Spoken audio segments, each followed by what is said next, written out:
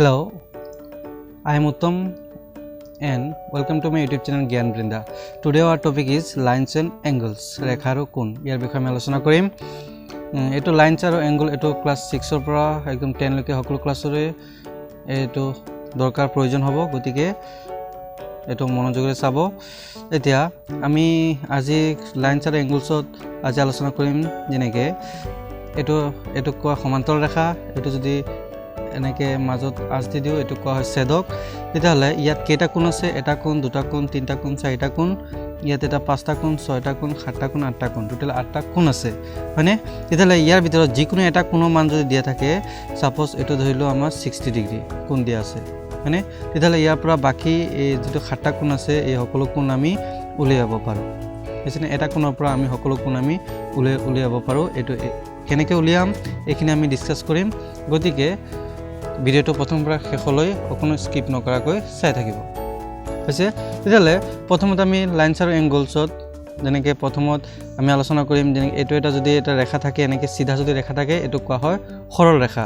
মানে এটো কোৱা হয় সৰল ৰেখা এনেকৈ সিধা থাকিলে এটো কোৱা হয় সৰল ৰেখা আৰু এনেকৈ যদি বেকা থাকে এটো কোৱা হয় বক্ৰ ৰেখা বক্ৰ মানে হল বেকা হৈছে এটো কোৱা হয় বক্ৰ ৰেখা তাৰ পিছত যদি এনেকে এটা ৰেখা সৰল ৰেখা থাকিল ইয়াৰ তলত আন এটা ৰেখা যদি এনেকে থাকে মানে ট্ৰেন ৰেলগাড়ী যেটো ৰাস্তা যেনেকে থাকে এনেকে কটাকটি নকৰাকৈ এনেকে সিধা থাকে মানে এটো কোৱা হয় এনেকে থাকিলে এটো কোৱা হয় সমান্তৰাল ৰেখা এনেকে কোৱা হয় সমান্তৰাল ৰেখা এনেকে যদি থাকে হৈছেনে আৰু এই সমান্তৰাল ৰেখাক যদি এনেকে আমি মই কৈছিলো এনেকে মাজত যদি এটা দাগ দি দিও কাটি দিও তেতিয়ালে এটো সেট কৰিছে তাৰ মানে হেকানে এটো কোৱা হয় এটো যেটো মাজেদি সেট কৰিছে এটো কোৱা হয় ছেদক হৈছে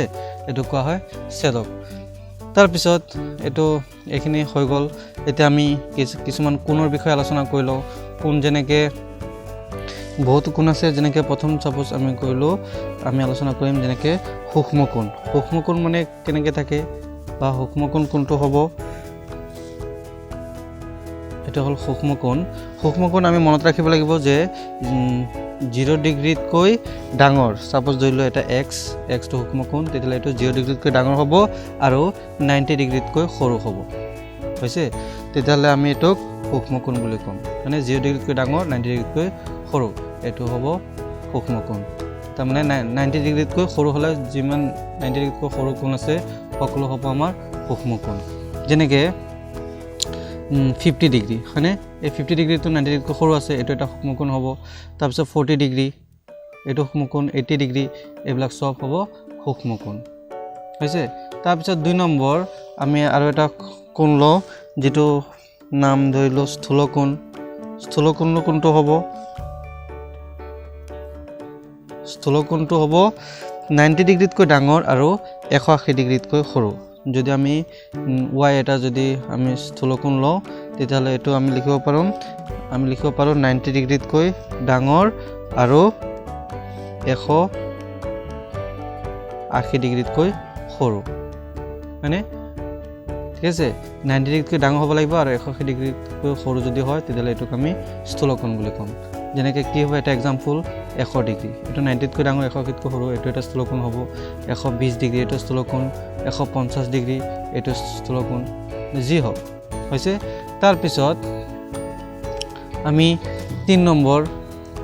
আমি আৰু এটা কোণ ল যেনেকৈ সমকোণটো আমি কেনেকৈ থাকে আমি এটো ডিসকাস কৰিম সমকোণ মানে হল 90 ডিগ্ৰীতকৈ সমকোণ যদি 90 ডিগ্ৰী থাকে এটো কোৱা হয় সমকোণ হৈছে তাৰ মানে যদি এটা ৰেখা এটো এটা সাপোজ ৰেখা ধৰিলো আৰু এই ৰেখাটোৰ ওপৰত আন এটা ৰেখা যদি এনেকৈ থিয় হৈ থাকে এটোক আমি কম লম্ব হৈছে এটো কোৱা হয় লম্ব এটা ৰেখাৰ ওপৰত আন এটা ৰেখা যদি থিয় হৈ থাকে এটো কোৱা হয় লম্ব আৰু লম্ব হলে মনত ৰাখিব লাগিব এটো 90 ডিগ্ৰী হয় এটো 90 ডিগ্ৰী হয় ঠিক আছে লম্ব হলে এটো 90 ডিগ্ৰী হ'ব তাৰ মানে বুজিলো গুটেইটো সিধা এটো যদি 90 ডিগ্ৰী এফালে 90 ডিগ্ৰী তাৰ মানে কি টোটাল 180 ডিগ্ৰী হল মুঠ মানে এটা তাৰ মানে বুজিলো যে এটা সৰল ৰেখাত এটো এফালে 90 এফালে 90 তাৰ মানে গুটেইটো কি কিমান ডিগ্ৰী 180 ডিগ্ৰী তেতিয়ালে এটোক আমি কম সৰল কোণ যেহেতু এটো সৰল ৰেখা সেইকাৰণে এটো কোৱা হয় সৰল কোণ 180 ডিগ্ৰী হলে এটো কোৱা হয় সৰল কোণ তাৰ পিছত এতিয়া আমি আলোচনা কৰিম কি প্ৰবৃদ্ধ কোণ প্ৰবৃদ্ধ কোণ মানে কোনটো যে প্ৰবৃদ্ধ কোণ মানে হল যে যিকোনো মান কি হ'ব 180 ডিগ্ৰীতকৈ ডাঙৰ যদি এটো সাপোজ ধৰিলো z কোণ যদি ধৰো তেতিয়াহলে 180 ডিগ্ৰীতকৈ ডাঙৰ হ'ব মানে আৰু 360 ডিগ্ৰীতকৈ সৰু হ'ব তেতিয়াহলে এটোক আমি কম প্ৰবৃদ্ধ কোণ তেনে প্ৰবৃদ্ধ কোণক আমি প্ৰত্যাবৰ্তী কোণ বুলি ক'ব পাৰো তাৰপিছত যেনেকৈ एग्जांपल কি হ'ব এটো 200 ডিগ্ৰী হ'ব পাৰে 200 ডিগ্ৰী এটো এটা প্ৰবৃদ্ধ কোণ হ'ব পাৰে এটো 180 কৈ ডাঙৰ আছে 360 ডিগ্ৰী সৰু আছে 300 ডিগ্ৰী হ'ব পাৰে এটো এটা প্ৰবৃদ্ধ কোণ মানে 250 ডিগ্ৰী এটো প্ৰবৃদ্ধ কোণ বহুত আছে মানে এখিনি সকলো হ'ব প্ৰবৃদ্ধ কোণ তাৰ পিছত সম্পূৰক কোণ আৰু কি আছে পূৰক কোণ প্ৰথমত পূৰক কোণ বুজি লম পূৰক কোণ মানে কি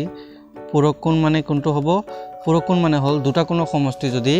90 ডিগ্ৰী হয় সাপোজ এটা কোণ 50 ডিগ্ৰী আৰু আনটো কোণ 40 ডিগ্ৰী হয়নে তেতিয়ালে দুটা কোণৰ যোগফল কিমান হল 90 ডিগ্ৰী হৈছে তেতিয়ালে আমি এটো কম পূৰক কোণ তে সংজ্ঞাটো এনেকুৱা হ'ব যে দুটা কোণৰ যোগফল যদি 90 ডিগ্ৰী হয় এটো কয় পূৰক কোণ যিমান হ'ব পাৰে এটা কোণ যদি আমি 80 লওঁ মানে আনটো 10 ডিগ্ৰী মানে তেতিয়ালে দুটাৰ সমষ্টি কিমান হল 90 ডিগ্ৰী তেতিয়ালে এটো এটা পূৰক কোণ হ'ব হৈছে তাৰ পিছত সম্পূৰক কোণ কোনটো মানে সম্পূৰক কোণ হ'ব যেনে পূৰক কোণ আছিল দুটা কোণৰ সমষ্টি 90 ডিগ্ৰী হলে এটো পূৰক কোণ আৰু সম্পূৰক কোণ হল দুটা কোণৰ সমষ্টি যদি 180 ডিগ্ৰী হয় মানে 90 ডিগ্ৰী প্লাস 90 ডিগ্ৰী এটো হ'ব পাৰে তেতিয়ালে দুটা কোণৰ যোগফল কিমান হৈছে 180 ডিগ্ৰী মানে তেতিয়ালে এটো এটা সম্পূৰক কোণ হ'ব বা আমি এটা কোণ 100 ডিগ্ৰী আনটো হল 80 ডিগ্ৰী তেতিয়ালে কিমান হল দুটা সমষ্টি 180 ডিগ্ৰী এটো এটা কি কোণ ক'ব পাৰি সম্পূৰক কোণ ক'ব পাৰি যিমান হোক এটা যদি 150 ডিগ্ৰী হয় আনটো কিমান হ'ব 30 ডিগ্ৰী তেতিয়ালে দুটা সমষ্টি হল আমাৰ 180 ডিগ্ৰী এটো এটা সম্পূৰক কোণ হ'ব হৈছে একদম সহজ এটা হল সন্নিহিত কোণ মানে কোন কেনেকৈ থাকে সন্নিহিত কোণ মানে কি সাপোজ ধৰিলো এটো এটা এংগল ধৰিলো বা কোণ মানে তেতিয়ালে এটো নাম দিলো এ বি সি এটো এটা কোণ এই কোণক যদি আমি এনেকে দুটা ভাগ কৰি দিও মানে তেতিয়ালে এটো নাম দিলো সাপোজ ডি হৈছে নে এতিয়া এই কোণক আমি দুটা ভাগ কৰিছো আৰু এই বাহুটো যেটো বিডি বাহুটো মানে এটো এই কোণৰ আৰু এই কোণৰ দুইটাৰে সাধাৰণ বাহু মানে একে বাহু মানে একে বাহু হলে এটো কোৱা সাধাৰণ বাহু তেতিয়ালে আমি এই কোণৰ এই কোণ দুটাক আমি সন্নিহিত কোণ বুলি ক'ব পাৰো হৈছে নে তেতিয়ালে তাৰ মানে কোণ দুটা এটো যেটো এই কোণটোৰ বি এ যেটো ডি বি সি এংগল ডি বি সি আৰু এই কোণটো হ'ব এংগল এ বি ডি তেতিয়ালে এই দুইটাৰে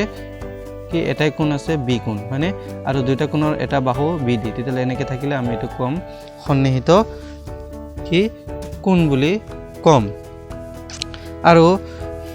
ৰৈখিক জোৰ কোণ বুলি কোনটো কয় ৰৈখিক জোৰ কোণ আৰু এটা আছে ৰৈখিক জুৰিয়া কোণ ৰৈখিক জুৰিয়া কোণ মানে হল সাপোজ এটো এটা সৰল ৰেখা মানে আৰু সৰল ৰেখা ইয়াত দুটা ভাগ কৰিছো সাপোজ এটো ধৰিলো 60 ডিগ্ৰী তেতিয়ালে এটো কিমান হ'ব 120 ডিগ্ৰী মানে তেতিয়ালে এটো 60 এটো 120 টোটাল কিমান হল 180 ডিগ্ৰী মই প্ৰথমতে কৈছিলো সৰল কোণ মানে 180 ডিগ্ৰী এটো যদি 60 হয় এটো 120 হ'ব তে কেনেকৈ ওলাইছো এটো 180 পৰা এটো যদি দিয়া থাকে এটো 60 180 পৰা 60 গলে গৈ থাকিব 120 ডিগ্ৰী তাৰ মানে এটো আমি যেটো সৰল কোণ সেইকাৰণে এটো কোৱা হয় ৰৈখিক জুৰিয়া কোণ বা ৰৈখিক কোণ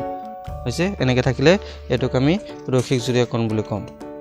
তাৰ পিছত আমি কোণবিলাক কেনেকৈ নামকৰণ কৰো সাপোজ এটো এটা এংগল দি আছে মানে কোণ এটো নাম দিলো এ বি সি মানে তেতিয়ালে এই কোণটো যিমানে হোক সাপোজ ধৰিলো 60 ডিগ্ৰী মানে এই কোণটোক আমি কেনেকৈ নামকৰণ কৰিম হয় এফালৰ পৰা নামকৰণ কৰিম নহলে এফালৰ পৰা নামকৰণ কৰিম তেতিয়ালে এফালৰ পৰা যদি লিখো তেতিয়া লিখিম এ এংগল দিম এংগল মানে এটো কয় এংগল মানে কোণটো বুজায় তাহলে এংগল কি লিখিম এ বি সি মানে এই বি কোণটো এটো বি কোণটো এই বি টো মাজত থাকিব এফালৰ পৰা কৈছে নহলে আমি এফালৰ পৰাও লিখিব পাৰো বা আমি এনেকৈ লিখিব পাৰো এংগল সি বি এ এনেকৈ লিখিব পাৰো সি বি এ মানে এটো বি টো মাজত থাকিব মানে যি বি কোণটো এটো মাজত থাকিব লাগিব হৈছে আমি এনেকৈ যদি সাপোজ এনেকৈ থাকিল মানে তেতিয়াহ'লে এইটোৰ নাম দিলোঁ এক্স ৱাই জেড এইটোৰ নাম দিলোঁ কোন এইটো বাহুৰ নাম এইটো এক্স ৱাই জেড হৈছে তেতিয়াহ'লে এইটোৰ নামাকৰণ এই ৱাই কোণটো আমি কেনেকৈ লিখিম হয় ইফালৰ পৰা লিখিম ইফালৰ পৰা লিখিলে এক্স ৱাই জেড হ'ব এংগুল এক্স ৱাই জেড বা ইফালৰ পৰা লিখিলে কেনেকৈ লিখিব পাৰিম বা আমি লিখিব পাৰিম জেড ৱাই এক্স এনেকৈ লিখিব পাৰোঁ হৈছেনে জেড ৱাই এক্স এনেকৈ লিখিব পাৰোঁ আমি কোনবোৰৰ নাম কৰি এনেকৈ নামাকৰণ কৰিব পাৰোঁ তাৰপিছত এতিয়া আমি আলোচনা কৰিম বিপ্ৰতীপ কোণ কেনেকৈ থাকে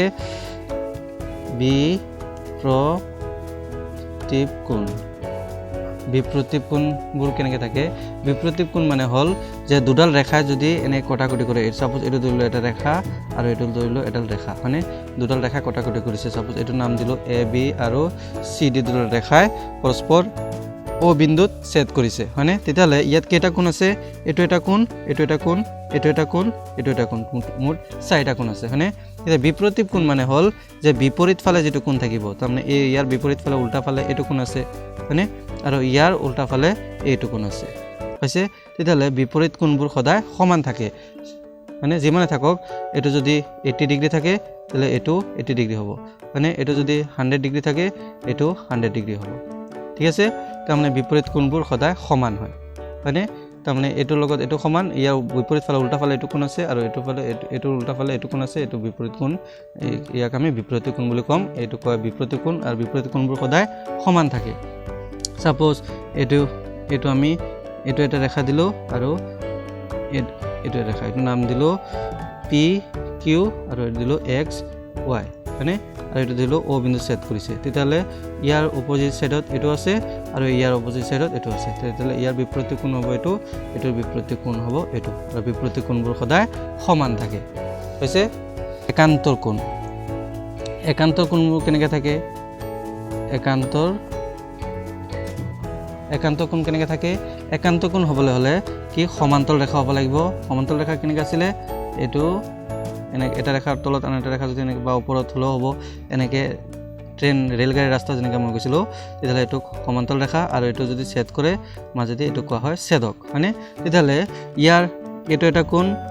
কেইটা কোণ আছে এইটো এটা কোণ আছে ইয়াত এটা দুটা এনেকৈ ইয়াত 4টা টোটেল 8টা কোণ আছে আমি যদি নামাকৰণ কৰোঁ এনে নাম দিওঁ এইটো সাপোজ হ'লে 1 নম্বৰ কোণ এইটো 2 নম্বৰ এইটো 3 নম্বৰ এইটো 4 নম্বৰ এইটো 5 নম্বৰ 6 নম্বৰ 7 নম্বৰ 8 নম্বৰ এনেকৈ 8টা কোণৰ নামাকৰণ কৰিছোঁ আমি আমাৰ সুবিধাৰ কাৰণে তেতিয়াহ'লে একান্তৰ কোণ কোনটো হ'ব আমি তাৰমানে এই কোণটো আমি মনত ৰাখিব লাগিব যে সমান্তৰাল ৰেখা এইটো সমান্তৰাল ৰেখা আছিলে সমান্তৰাল ৰেখাৰ ভিতৰত এই ভিতৰত এইটো এটা কোণ ভিতৰৰ ফালে এইটো এটা কোণ হয়নে তে ভিতৰৰ ফালে কি হ'ব যে এটা সমান্তৰাল ৰেখাৰ এই সাইডত যদি লওঁ আনটো অপজিট সাইডত এটা ওপৰ ফালে আনটো তল ফালে হয়নে তাৰমানে এইটো এংগল 4 লগত এংগল 6 ইকুৱেল আৰু একান্ত কোণবোৰ সদায় সমান হয় এংগল 4 এইটো হ'লে এইটো আনটো ছেদকৰ উল্টা ফালে মানে তলে ওপৰে হ'ব তেতিয়াহ'লে এইটো 4 লগত এংগল 6 এইটো সমান আৰু যদি এইটো সেইফালে লওঁ তেতিয়াহ'লে 3 লগত কোনটো কোণ সমান হ'ব নিশ্চয় এইফালে তাৰমানে এইটো 5 ইকুৱেল 5 এই কোণটো সমান তেতিয়াহ'লে এইটো কোৱা হয় একান্ত কোণ হয়নে তেতিয়াহ'লে আমি যদি এইটো এনেকৈ লিখোঁ সমান্তৰাল ৰেখাটো এনেকৈ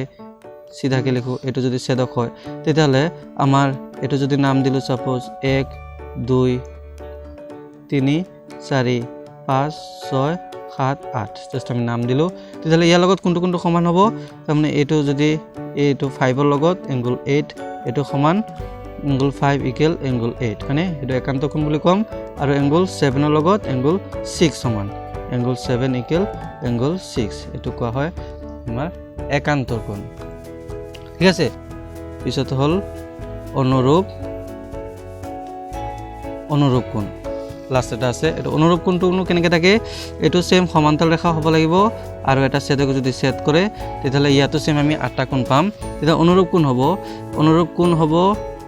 এইটো যিটো ছেদকৰ একেফালে মানে যেনেকৈ একান্ত কোণ আছিলে কি এটা ছেদকৰ উল্টা ফালে মানে এটা এফালে ল'লে আনটো অপজিট ছাইডত কিন্তু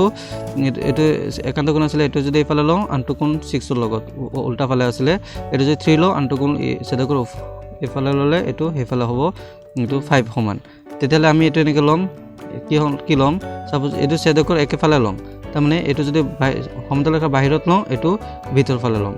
হৈছেনে তাৰমানে এইটো যদি নাম দিওঁ আমি নাম দিলে সহজ হ'ব 1 নম্বৰ 2 নম্বৰ 3 নম্বৰ 4 নম্বৰ 5 6 7 8 আমি 8টা কোণৰ নাম দিলোঁ তেতিয়াহ'লে আমি লিখিব পাৰোঁ এইটো এংগল 1 ইকুৱেল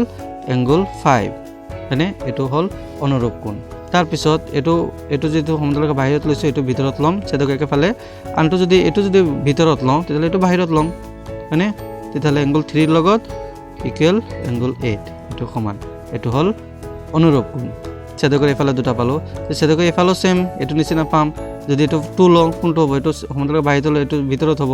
এংগল 2 লগত এংগল 6 এংগল 2 হলে এংগল 6 এইটো সমান আৰু এইটো যদি এংগল 4 লওঁ তেতিয়াহ'লে এংগল 7 এংগল 4 ইকুৱেল হ'ব এংগল 7 এটো হল আমাৰ অনুৰূপ কোণ ঠিক আছে তেতিয়াহ'লে আমি অনুৰূপ কোণ আৰু এটা সিধাকে লওঁ আগৰ নিচিনা এটো আমি সমান্তৰাল ৰেখা আৰু এটো যদি ছেদক হয় তেতিয়াহ'লে কোনটো লগত কোনটো কোণ সমান হ'ব এটো 1 নম্বৰ 2 নম্বৰ 3 4 5 6 7 8 নম্বৰ দিলো তেতিয়াহ'লে আমি পাম এংগল 1 ৰ লগত angle 5 angle 1 equal angle 5 same আৰু এংগল 2 লগত এংগল 6 এংগল 2 লগত এংগল 6 হৈছে 2 লগত এংগল 6 এটো এই কোণটো সমান আৰু এটো যদি এংগল 4 হলে এংগল 8 এংগল 4 ইকুৱেল এংগল 8 হ'ব আৰু এংগল 3 ললে এংগল 7 যদি আমি লিখো এংগল 3 তেতিয়ালে এংগল 7 হ'ব হৈছে এটো আছিল আমাৰ অনুৰূপ কোণ আমি এতিয়া কেইটামান এক্সাম্পল আলোচনা কৰিম তাৰমানে কেনেকৈ উলিয়াম এটো সাপোজ লৈ এটা সমান্তৰাল ৰেখা আৰু এটো ছেদকে ছেদ কৰিছে এটো ধৰিলো সাপোজ আমাৰ 60 ডিগ্ৰী মানে এটা কোণ মান দিয়া আছে সাপোজ এটো দিলো 1 নম্বৰ কোণ এটো 2 নম্বৰ কোণ এটো 3 এটো 4 এটো 5 এটো 6 এটো 7 এটো 8 এই 8টা কোণ মান নামাকৰণ কৰিলো হয়নে এই 1 নম্বৰ কোণ মান 60 দিয়া আছে বাকি 8টা কোণ মান আমি উলিয়াব লাগে কেনেকৈ উলিয়াম তেতিয়ালে মই প্ৰথমত কৈছিলো কি যে বিপৰীত কোণ এটো প্ৰথম ইউজ কৰি লওঁ যে বিপৰীত কোণ দি আমি 3 নম্বৰ কোণ উলাব পাৰো যে বিপৰীত কোণ কি আছিল যে দুডাল ৰেখা যদি এনে কটাকটি কৰে তেতিয়ালে এক ইয়াৰ অপজিট সাইডৰ বিপৰীত ফালে যেটো কোণ থাকিব এটো কোণ সমান এটো যিমান হ'ব এটো কিমান হ'ব বা ইয়াৰ লগত এটো সমান মানে তেতিয়ালে আমি ধৰিলো এটো নাই এটো এই ৰেখা আৰু এটো ৰেখা কটাকটি কৰিছে তেতিয়ালে ইয়াৰ যেটো 60 ডিগ্ৰী ইয়াৰ বিপৰীত ফালে এটো কোণ আছে মানে তেতিয়ালে এটো 60 হলে এংগল 3 ইকুৱেল কিমান হ'ব যেটো এংগল দিয়া আছে এংগল 1 ইকুৱেল 60 ডিগ্ৰী মানে আমি লিখিব পাৰো এংগল 3 ইকুৱেল